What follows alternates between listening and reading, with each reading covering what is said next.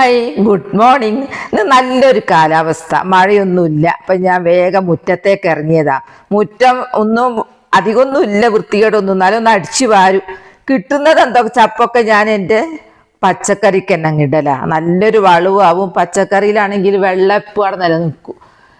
പിന്നെ ഞാൻ മുറ്റൊക്കെ ഒന്ന് നന്നാക്കട്ടെ എന്ന് വിചാരിച്ച് അവിടെ മഴയത്തൊക്കെ എടുത്തു വെച്ചെല്ലാം പുറത്തേക്കാക്കുക. കാബേജ് മഴ ചീഞ്ഞ മഴയില്ലായിരുന്നു, അതുകൊണ്ട് ആ കേടുകറി വിചാരിച്ചെല്ലാം ഞാൻ സൈഡിൽ വെച്ചതിനൊക്കെ ഞാനൊന്ന് മുറ്റത്തേക്ക് പുറത്തേക്കൊക്കെ ഒന്ന് എടുത്തു വെച്ച്.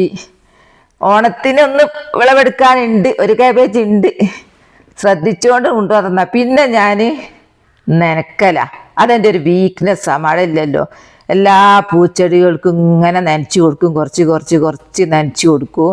എന്നിട്ട് അതിൻ്റെ പുഴുക്കളുണ്ടോ അല്ലെങ്കിൽ എന്തെങ്കിലും ആക്രമിച്ചിട്ടുണ്ടോ എല്ലാം നോക്കും. പച്ചക്കറിക്കും നനച്ചു കൊടുക്കും. ഇതെൻ്റെ പൊന്നാങ്കണ്ണിക്കൊക്കെ ദിവസേന കുറച്ച് നനച്ചു കൊടുക്കണം.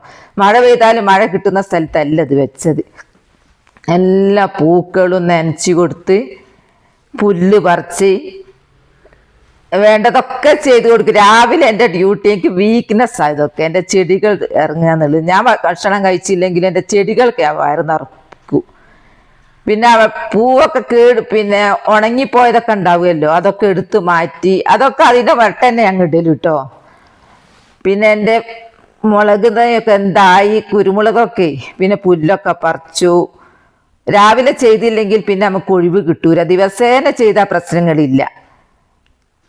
എല്ലാ കായൊക്കെ എന്തായി, എന്തെങ്കിലും ഈച്ച കുത്തിയോ, എൻ്റെ മെലസ്റ്റോമയൊക്കെയാണ് അത്. ആ തൈയൊക്കെ നോക്കും ഞാൻ. ഇത് പൂക്കൾ എനിക്കൊരു വീക്ക്നെസ്സാണ്, പൂക്കളെങ്ങനെ പിടിപ്പിക്കും. എല്ലാ ചെടികളടുത്തേക്കും രാവിലെ പോകുമ്പോൾ സമയം കുറേ ആവും. എന്താ പൂവിട്ടതൊക്കെ എന്തായി എന്നുള്ളത്. വേഗം ഈച്ച കുത്തൂട്ടോ.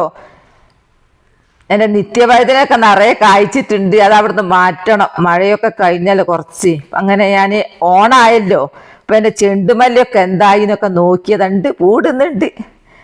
ഒക്കെ കഴിഞ്ഞ് ഞാൻ ഉച്ചയ്ക്ക് തോരൻ ഉണ്ടാക്കാൻ വേണ്ടി ഞാൻ എൻ്റെ ചീരച്ചേമ്പ് വിളവെടുക്കാൻ വന്നതാണ്. എനിക്ക് ഒറ്റ ഇല മതി, ആ തണ്ടു ഇലയും മാത്രം മതി. അങ്ങ് വെട്ടിയെടുത്ത് ഞാൻ അകത്തേക്ക് കയറി. അപ്പോഴേക്ക് കുറേ സമയമായിപ്പോൾ എനിക്ക് ഉച്ചഭക്ഷണത്തിന് റെഡിയാക്കണമല്ലോ. അപ്പോൾ എൻ്റെ വീഡിയോ ഇഷ്ടപ്പെട്ടെങ്കിൽ ലൈക്ക് ഒന്ന് സപ്പോർട്ട് ചെയ്യുമോ?